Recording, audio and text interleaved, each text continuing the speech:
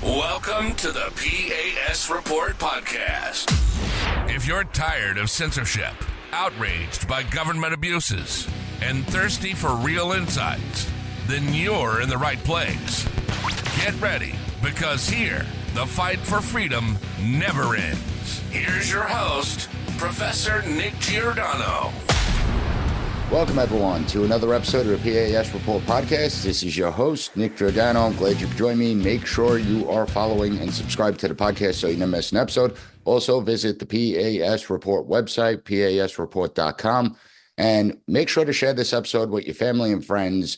We are about a week and a half out, 2 weeks out from the President Trump's electoral victory. Senate is now controlled by Republicans. The House will be controlled by Republicans. And I have a great guest coming on today. I have David Harsanyi coming on to talk about the rise of BlueAnon, how the Democrats became a party of conspiracy theorists. David, welcome to the program. How are you? I'm well. Thanks for having me. Well, I'm glad you could be here because it's funny. You always see the right being tagged as conspiracy theorists, the Republicans, and you have this media ecosystem that exists. But it's also government institutions as well, like the FBI, that talk about the right perpetuating conspiracy theories. However, in your book, you lay out a number of conspiracy theories that come from the left that largely get ignored. Can you provide an example of a conspiracy theory that is driven by the Democrats and why the media and the government doesn't even look or talk about them? Well, I guess the first one would be the idea that only the right have conspiracy theories, right? So I think it's important just to mention that take Russia collusion. That was probably the most successful conspiracy theory in American political history. So the reason that was successful was because right-wingers, I'm not saying there aren't conspiracy theorists on the right, there are, but it's largely relegated to the fringe or, things like that. Whereas on the left, they took this Oppo file that was a conspiracy theory. They laundered it through media. They polished it up with production values. They got experts to say it was true. They then had the government agencies participating in it. So their conspiracies, like the Russia collusion conspiracy theory, I think is the most obvious and the most dramatic, are successful because they have all these institutions and this institutional power behind it to spread it.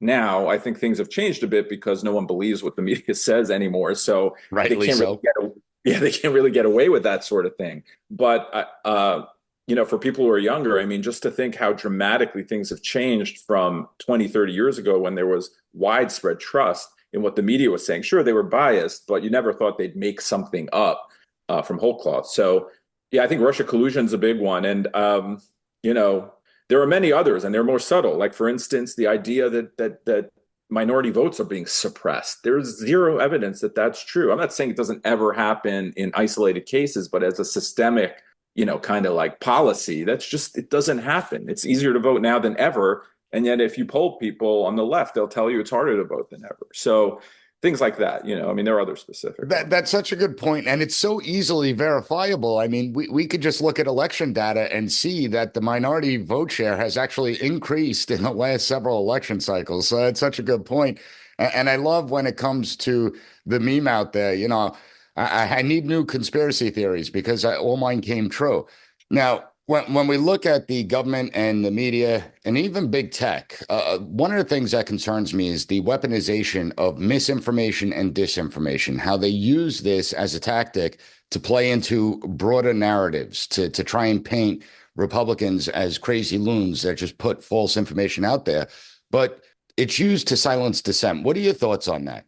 Yeah, I mean, sometimes Republicans are crazy, but no crazier than anyone else, I think. And the thing is that let's go back. You can go back. I mean, I write about this history in the book, but Hillary Clinton, when on Good Morning America, I think it was, or maybe the NBA, one of the morning shows, when her husband, when the Monica Lewinsky thing broke and spoke about the vast right-wing conspiracy. So the idea that there's this conspiracy against you, that there are misinformation or disinformation is undermining you, is itself kind of a weird inverted conspiracy theory. That everything anyone says, the Hunter laptop thing, for instance, you had all these folks come out and say it was Russian disinformation. So they use that all the time to chill dissent, and they used it obviously widely during COVID and during the 2020 election. There was a concerted effort by the entire media, mass media, and giant tech companies and the people who worked in the government to silence, to not let people, to put doubt in people's mind about the Hunter Biden story, but also to censor it. Now, the New York Post did a great job on that story. All you can see from the beginning, they had sources on the record. They had physical evidence of their story. Everything was done perfectly. And just to show you how ridiculous that was, only I think it was a few weeks before, a few weeks after, you had the Jeffrey Goldberg story about suckers and losers in France at the cemetery of Donald Trump that they had no on the record sources for. And yet everyone repeated that story. So it's very obvious how they use misinformation, disinformation, quote unquote, to chill speech or to spread their own conspiracies. Yeah, the suckers and losers thing, that was a big deal. You even had the people that put their names on record, like people like John Bolton, who did not like Trump, said he never said that. We never heard him say that. And yet the media ran with it. They also ran with the Russian bounty story. And I think COVID, I really think that was a big one. And I want to talk to you more about that when we get back from this quick break. So everyone hang tight. We'll be right back. Welcome back, everyone. So, David, when it comes to the coronavirus and everything that took place, anything that people would put out that criticized Lord Fauci or anything that related to masking on children, social distancing, the Wuhan laboratory was labeled as misinformation. And we see misinformation this election cycle, right? I mean, in your book, you describe the idea of the left's fascination with the Handmaid's Tale, that we're one election away from women being oppressed, from going back to Afghanistan, right? That they're going to be relegated to just the society and they're not going to have any say. They're not going to have any voice. And this is the narrative they push. But when you put that in contrast with the Republicans and policies, when you put it in contrast to the way people went out and actually voted, are people buying the media anymore? I mean, are they listening anymore? Or how's it projected to go? Well, think about the Atlantic had the suckers and losers story, and this cycle they did the same thing. Now I can't remember what it was, but Hitler, Atlantic, that he praised Hitler and Hitler's generals. right? That he praised Hitler. Same author, probably the same people involved. Completely, no one cared about it. I mean, not no one cared, but left cared, and it was a big media story. But obviously, voters didn't believe that this guy had been president for 4 years and did nothing to them, was going to be Hitler or cared about that. I do want to mention one thing about the misinformation, disinformation, and all the censorship. Now, we often argue, we say, well, actually, the Wuhan lab thing wasn't disinformation. There was legitimate evidence. It should have been discussed and debated. But even if it was, it still shouldn't be censored. Even if you're nuts and you think, you come up with some crazy conspiracy theory, we value open discussion, even if crazy people are involved, and we let them have their say in this country. That doesn't mean you have to platform people on your show, for instance, if they're crazy. But when you have an open, like a social media platform that's open to all kinds of speech, and you're just picking one or two people, and there's so much nuttiness on there, and you're just picking one or two people, that's, I think, wrong. And I just think it's, it undermines the values of free speech. But yeah, I think the media is not going to get any better. If you watch them after this election, I mean, it's the same conversation. It's not, they don't say, maybe we shouldn't have called Donald Trump Hitler. They're like, why did all these people vote for Hitler? They haven't like rethought their views on this at all, from what I've seen. And, they'll get more ratings. Donald Trump brings ratings to people who hate him and love him. So, the incentives there are just to continue what you're doing, I think. And, so I don't think people will listen anymore, at least not independents and people who are persuadable. Obviously, Republicans haven't been listening for a while. Well, the media is incapable of any type of self-reflection whatsoever. I mean, that is abundantly clear. They're actually criticizing Biden for not getting out of the race sooner. And I'm sitting there like, you conspired to cover up his cognitive decline for 4 years. And maybe if you actually reported on it, he wouldn't have ran for re-election. And you Democrats could have had a primary. But it really, you have to laugh at these people and the way they behave, the way they act, because they're still pushing it. In your book, you focus a lot on election and the idea of election denials. Now, you have done your research. This goes back long before the 2020 elections, and Democrats have a history of challenging elections. Can you explain that to the audience? Yeah, I mean, election denialism is a very stupid phrase. Denialism is used to intimate something very nefarious, right? Holocaust denial is where you hear it the most. So, but if you go back to 2000, I mean, listen, there's always been some people who, going back to elections since ancient Greece that will believe that something went on, that they couldn't lose and something must have gone on, something hinky, to undermine them. But if you go back to 2000, to this day, if you ask a Democrat who won that election, they will tell you that it was stolen from Bush. Despite there being independent, I think 3 independent recounts that actually showed Bush had won more votes in the end than had been counted. So that was the first election. People forget in 2004, there was widespread conspiracy theories about Diebold machines, about what had happened in Ohio and some other states. You had people in Congress talking about it. I lay it out in the book, but virtually every leader in the Democratic Party came up with, embraced that conspiracy in some way, to undermine the legitimacy of George Bush's second election. Then obviously in 2016, every single Democrat from Hillary Clinton to Joe Biden, every major one said that it was not, that Donald Trump was not the legitimate president. Yeah, they didn't have a riot at the Capitol, but I think that 2016 was the almost, I hate to use the word coup because it usually, again, intimates some kind of violence, but I've never seen a president be undercut by, the administration and agencies in the way Donald Trump had. And that story took over our lives for like 3.5 years. And then when it was over and debunked, they just moved on. Everyone who participated in it got better jobs. There was no reckoning for it. No one was fired for it. No one apologized for it. And we just moved on like it was nothing. So, and then and it caused enormous damage to our society. I mean, that 3.5, 4 years of the Russian collusion narrative and people undermining within the Trump administration, I mean, that really caused damage. But we're getting reports of that already taking place. I was just reading an article before this interview that you have military officials meeting behind the scenes to discuss President Trump's or President-elect Trump's orders once he gets into office and whether or not they're going to obey those orders. So what does that do to our political process? What does that do to the political system here in the United States? Well, there's a huge problem. So many things that Donald Trump did that were completely normal, that every other president does, they treated like it was, the fascistic or something. And they're doing that now. I'm not a big fan of Donald Trump, but the idea that Milley, for instance, could go before an election and tell Chicoms that he wasn't going to follow the president's order, to me, I don't understand how that's not sedition. Someone has to explain that to me. If you don't want to follow someone's orders in the administration, you quit, right?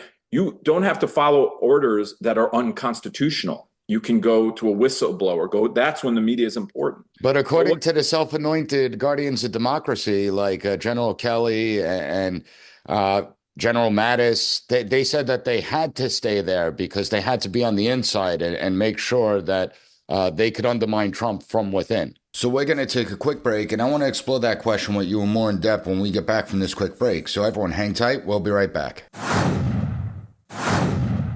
Welcome back, everyone. So, David, when we look at this, we left off with General Mattis, General Kelly, you have General Mark Milley, all these people that believe they're the self-anointed guardians of democracy.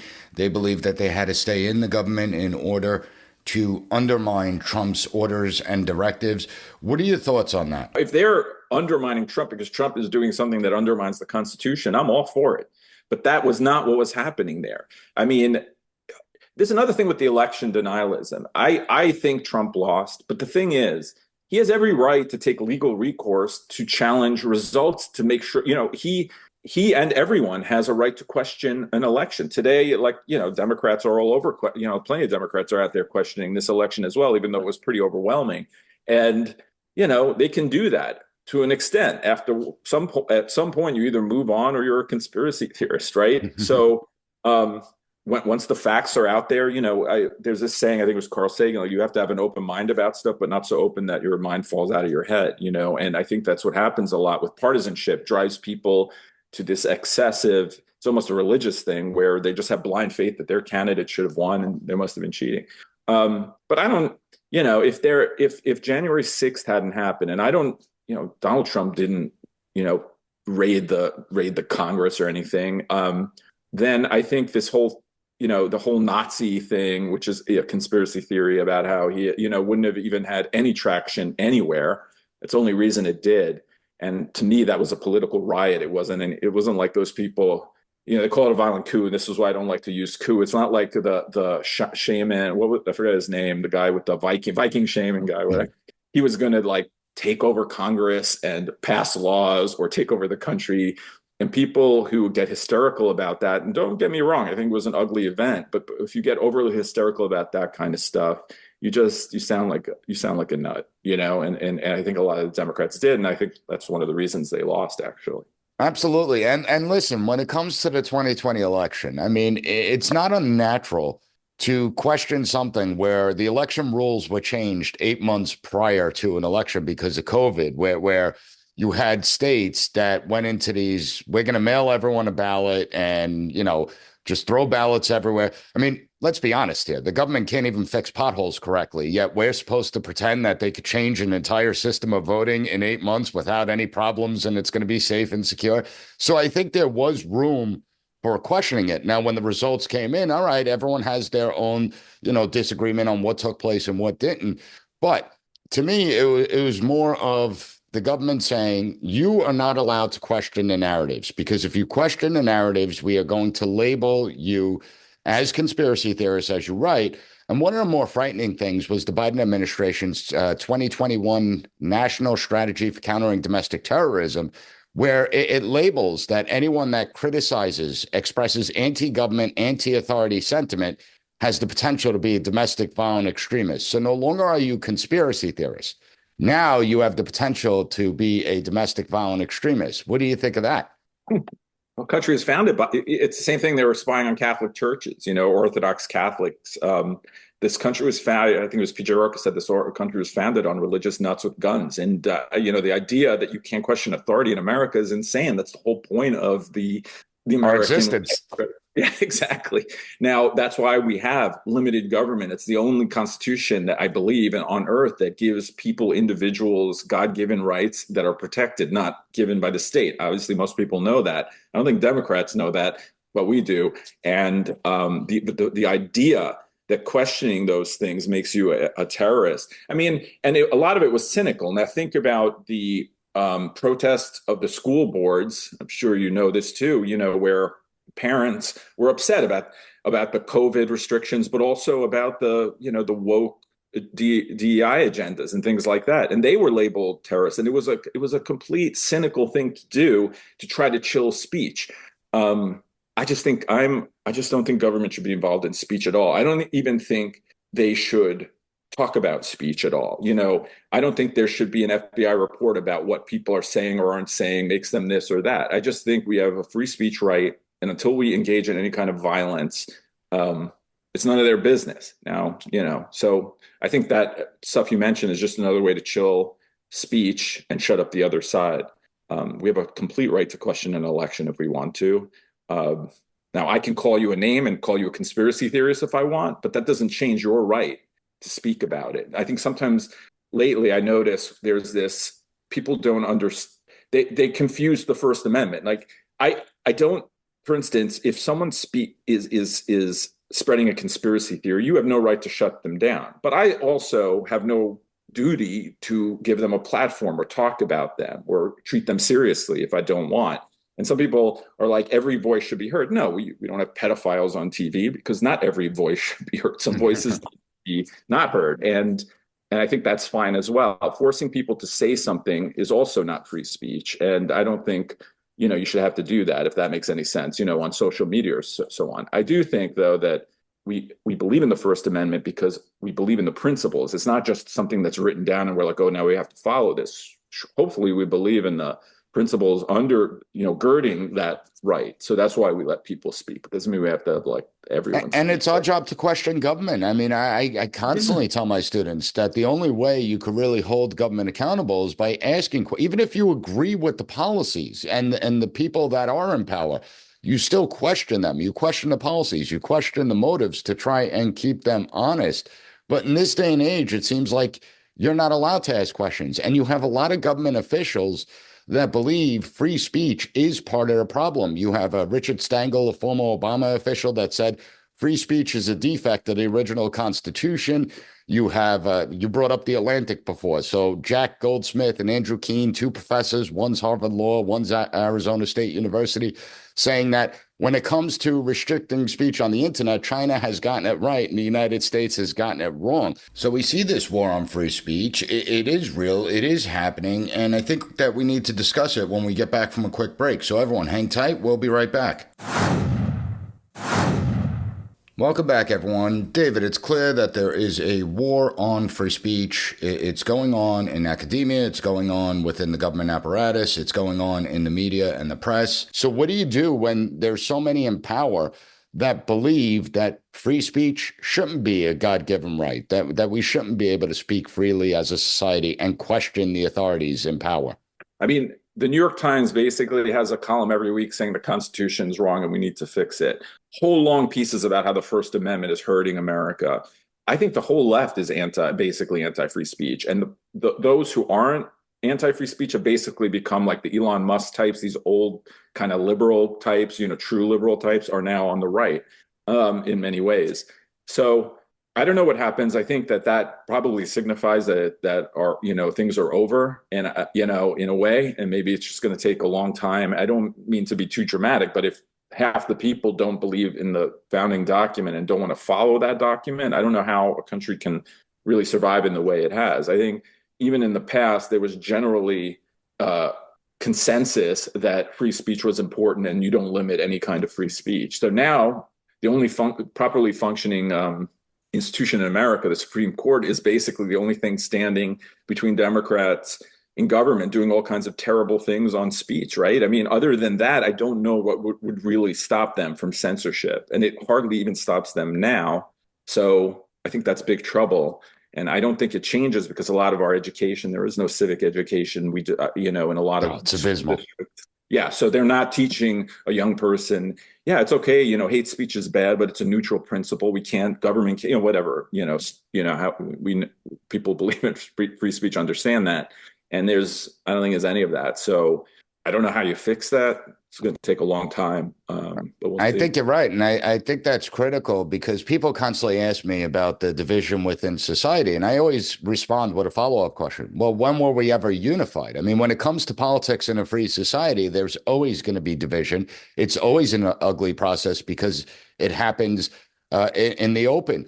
But the part where we were unified was we understood what it meant to be American. We understood what the American identity was, and we all unified around the Constitution.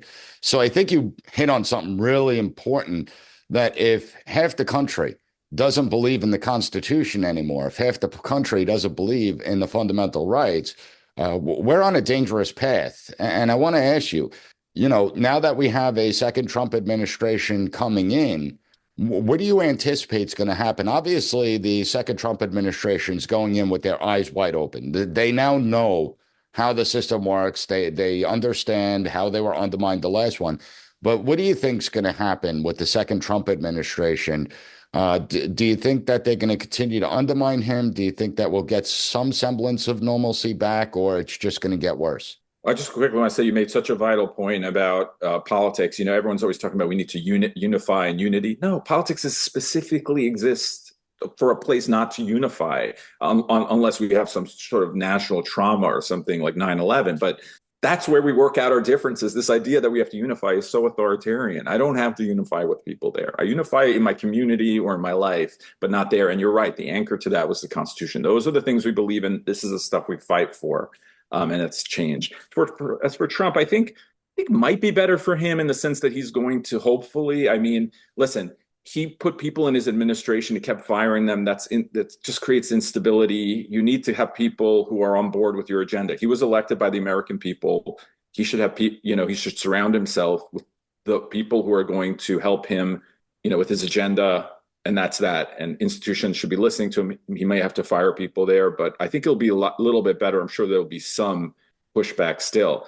The other thing that I don't like, honestly, is how senators are now in like an arms race, to tell Trump how much they're going to support him. The Senate's job is not to do that. I hope that I mean, they're all Republicans. Well, I always found that weird. Congress's role is to obstruct the president, regardless of what political party's in power or not. And all of a sudden, in this day and age, everyone says that Congress must capitulate to the agenda of any president that exists. It's always bizarre.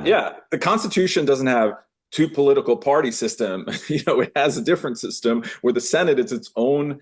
It's supposed to listen. It can go along with the president, but I hope that conservative senators make sure they do hold the administration accountable to conservative ideals, but also to the Constitution. So one of the worst problems that's happened, and it really kind of happened with Bush, but I think it accelerated under Obama, is that the legislative branch simply hands everything over to the executive branch to do that's not supposed to be doing. And then when we have elections, we're talking about these people like they're kings and they can fix everything when they can and they shouldn't. So I don't think it's going to get better on that from seeing how everyone's sort of clamoring to tell Trump how much they support him, that's going to happen. There's nothing wrong with supporting the president of your party. I'm not saying that, but that shouldn't be your number one concern. Your number one concern should be the Senate, the Constitution first, and then the Senate as an institution. And it just sounds, and Democrats are no better. Chuck Schumer, was I remember him cheering on Biden's student loan, executive actions. He's in the Senate. He should be that should abhor him, right? But instead, he's championing the president. So no one really cares about their constitutional duty anymore, unfortunately. Well, again, I think that goes back to the whole thing that civics education really isn't taught, that the House of Representatives represents the people of the United States. The Senate represents their states and is supposed to do what's in the best interest of their states. And the president represents all 50 states and the interests of the United States as a whole. People tend to forget that. But hopefully we could reignite civic education at some point. David, really appreciate you coming on. Everyone needs to check out the Rise of BlueAnon, how Democrats became a party of conspiracy theorists. We're going to have links up at the P.A.S. report website, pasreport.com. So everyone check it out. David, thanks for joining me. It's been a pleasure. Thanks for having me. Thank you for listening to the P.A.S. report. Don't forget to rate, share, and hit that subscribe button. That way you'll never miss an episode. For more exclusive content and updates, visit us at pasreport.com and follow Professor Giordano on all social media platforms at P.A.S. Report.